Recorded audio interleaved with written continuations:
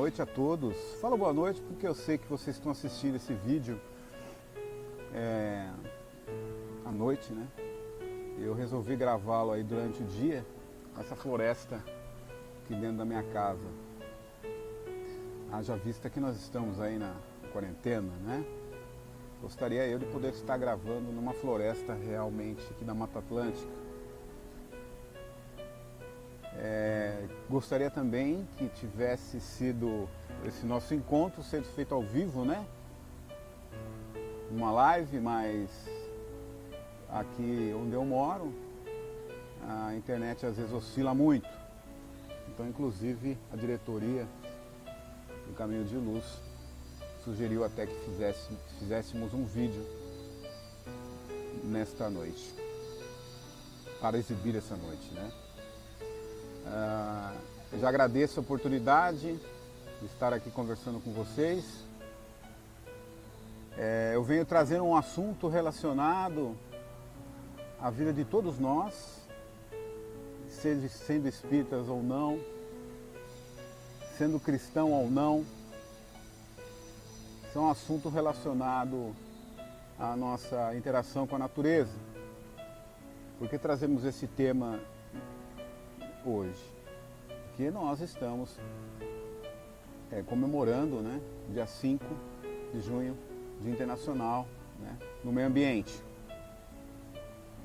E eu tenho uma relação muito forte com essas questões ambientais, por causa da minha profissão, por causa da minha vida, por causa da minha família e da relação que minha família teve e ainda tem com essas questões da natureza. E é um tema que eu tenho muito carinho.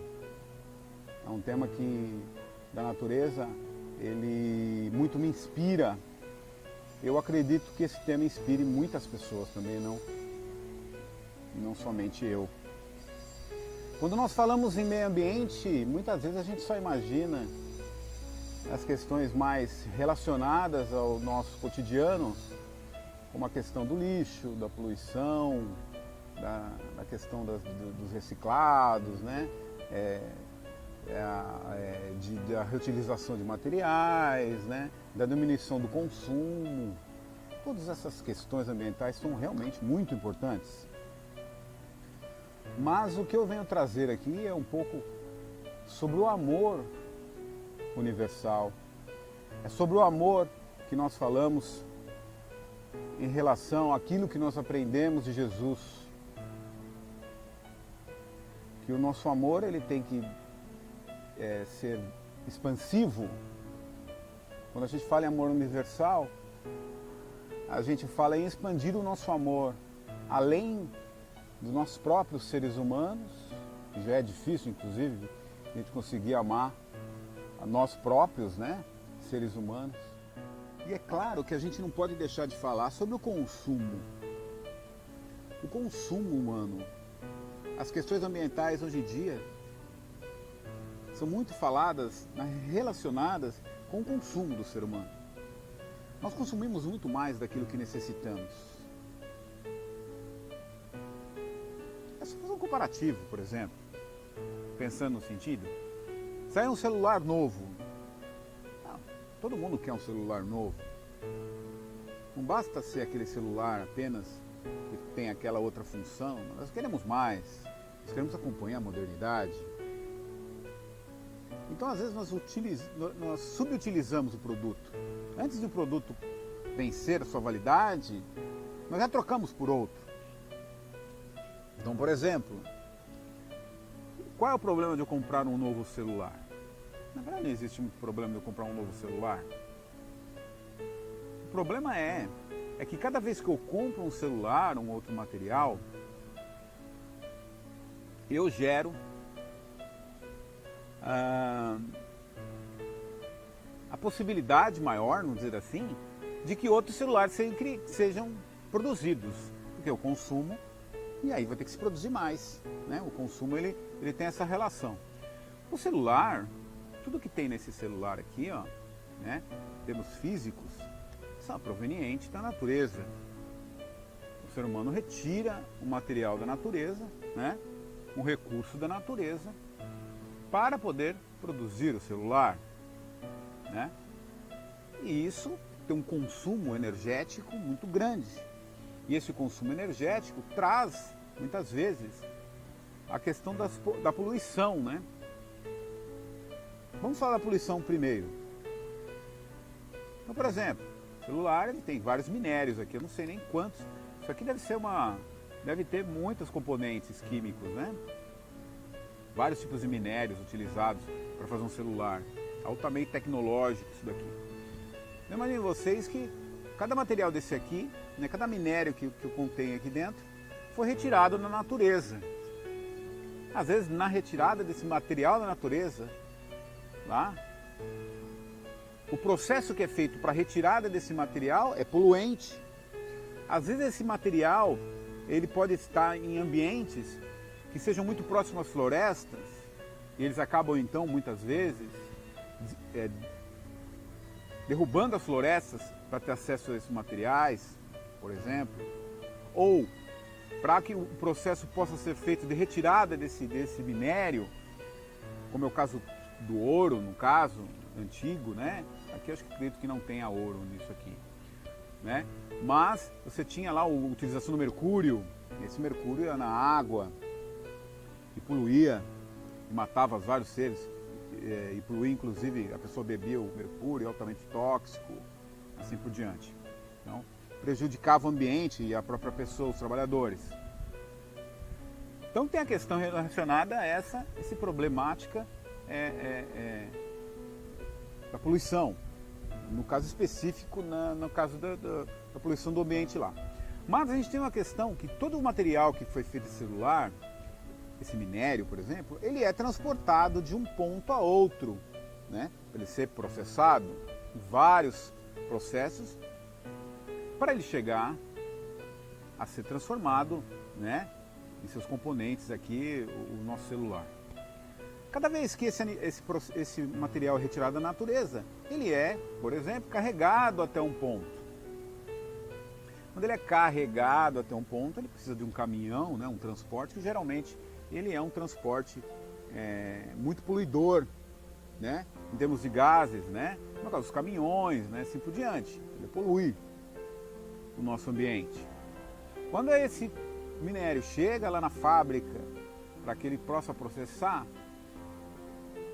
esse minério ele tem que ser trabalhado ou com fundição, ou com, vamos supor que seja fundição, e aí ele vai ser aquecido e vai produzir mais fumaça, né? Aí depois ele vai ser trabalhado com algum tipo de maquinário que precisa de energia elétrica, por exemplo, não é? Então eu vou ter o quê? Um consumo de energia elétrica que é derivada, né, da queda de água, né, vamos chamar assim, né, das usinas hidrelétricas que são movidas ao movimento da água, né?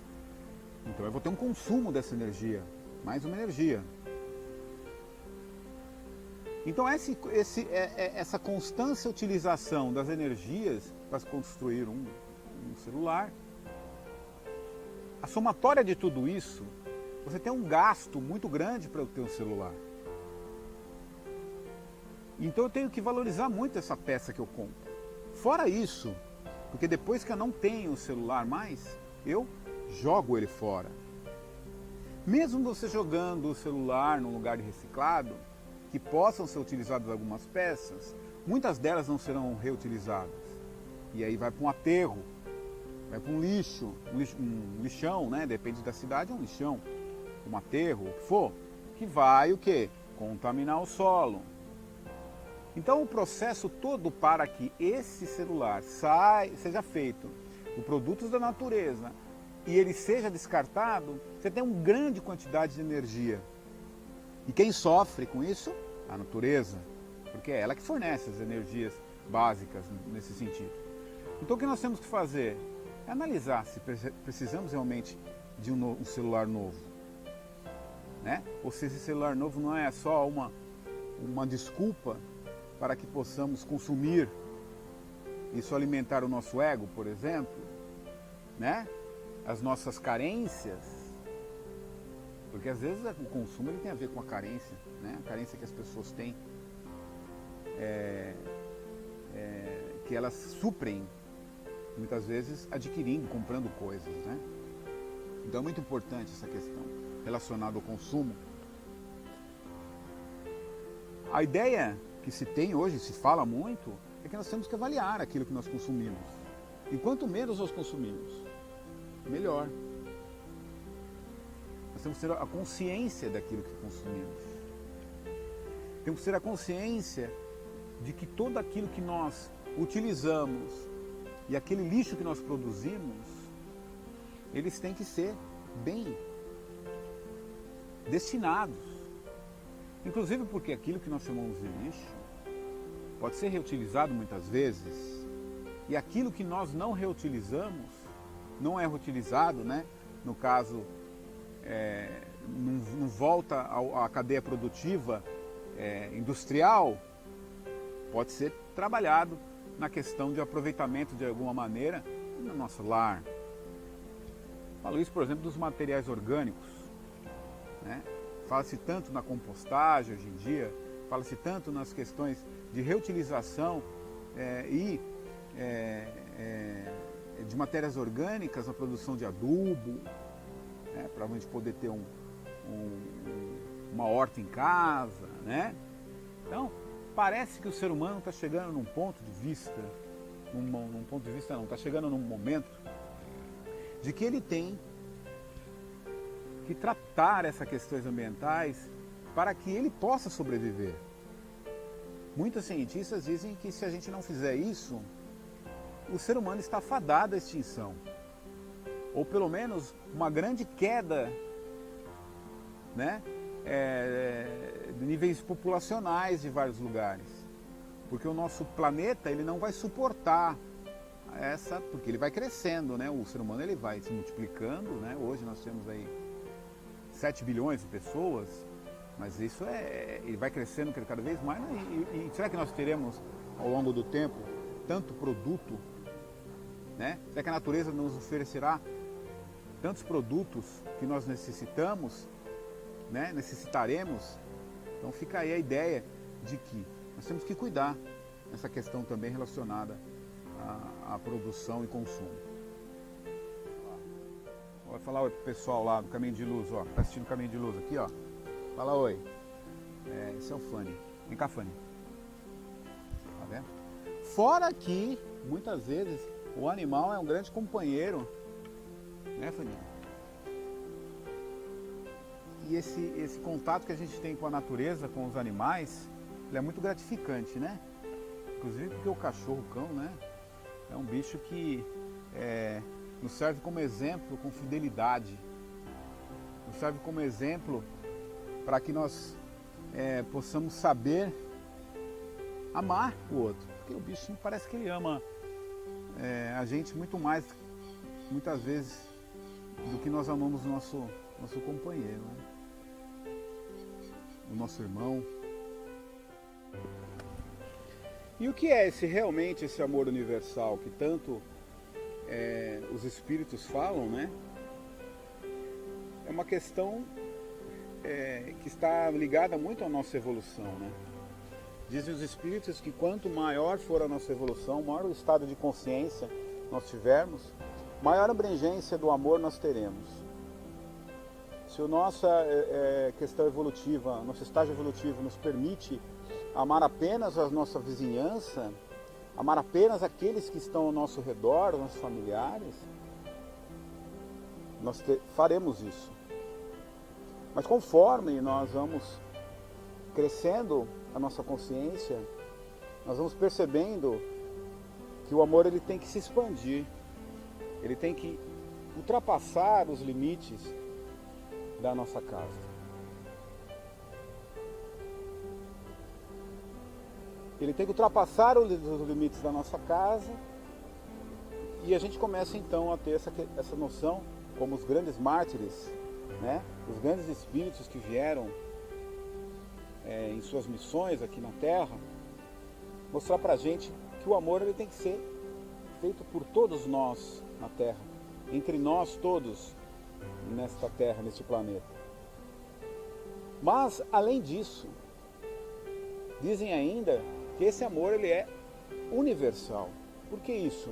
Porque hoje nós estamos no planeta Terra, vivendo aqui encarnados no planeta Terra, e já provavelmente, muitos de nós, já viemos várias vezes, já estamos aqui há muito tempo no planeta Terra, nos relacionando entre nós, principalmente os seres humanos.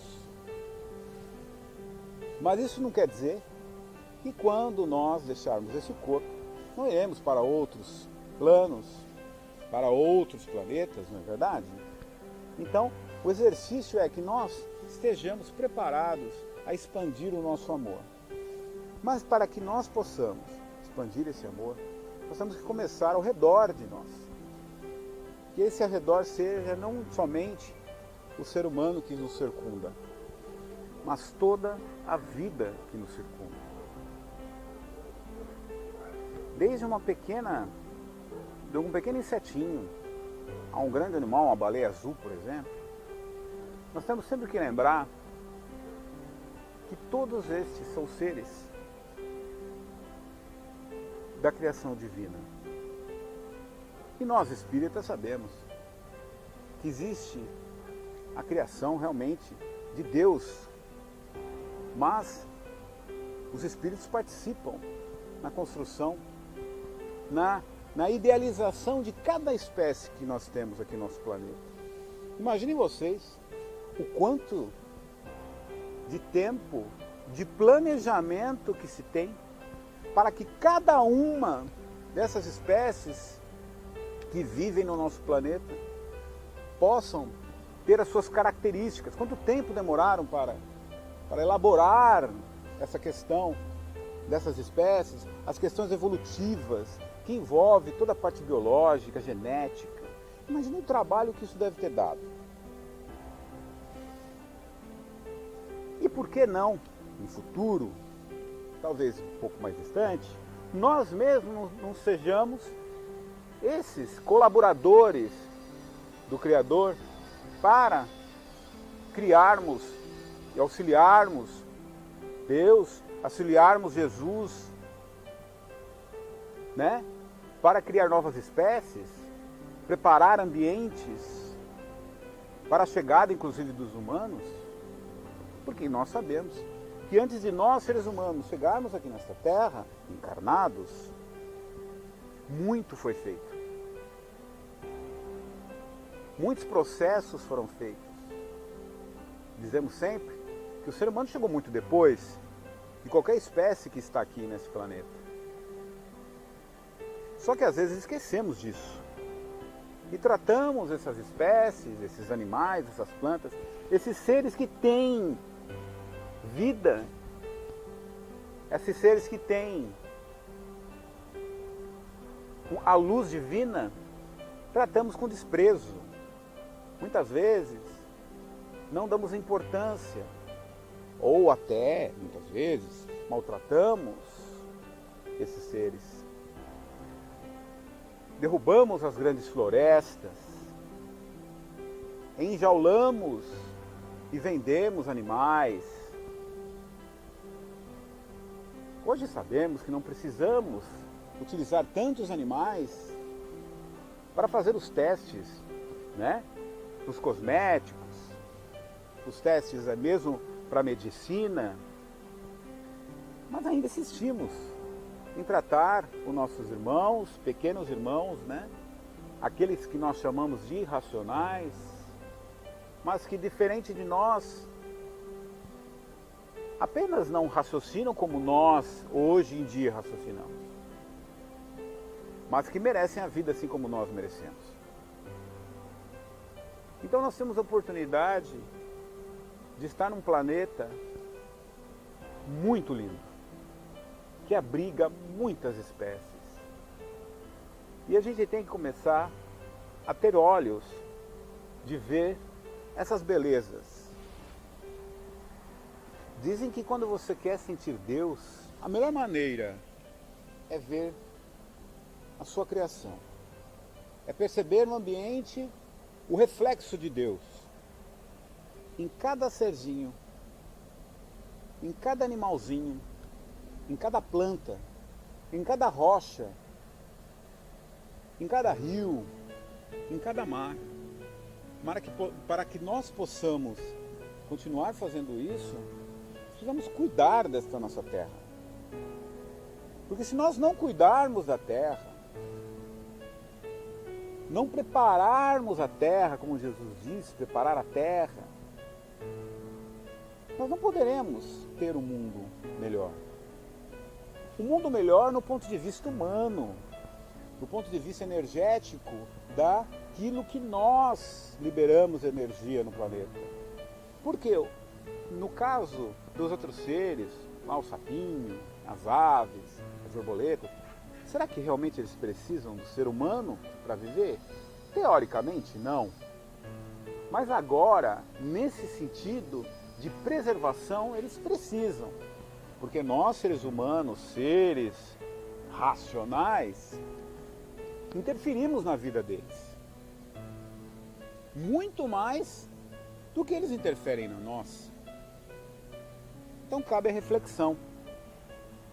A nossa reflexão de que temos a oportunidade de ver Deus em cada um desses seres e temos o dever, como seres humanos, como cristãos, como espíritas, de cuidar de tudo que é de Deus. Então eu deixo aqui essa mensagem para que vocês possam fazer como eu. Observar a natureza e sentir nela a presença de Deus. Que assim seja.